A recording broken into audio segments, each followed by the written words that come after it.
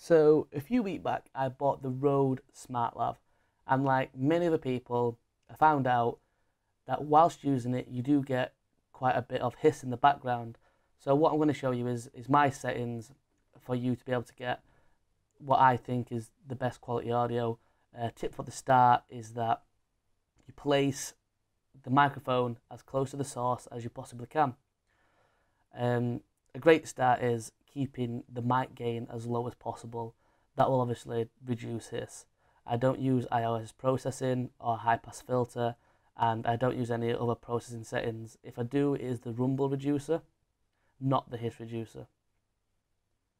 After that, you want to go to your effects settings.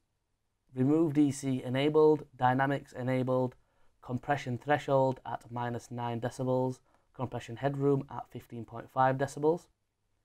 Further down from that, you want to have your expansion threshold at -29, your expansion ratio at 1/1.4. Other than that, I have the output gain set at 0.0, the attack and release not even on, and below that I don't even bother touching. I don't tend to post-process just to save time, but if you do tend to do that, your results will be even more spectacular.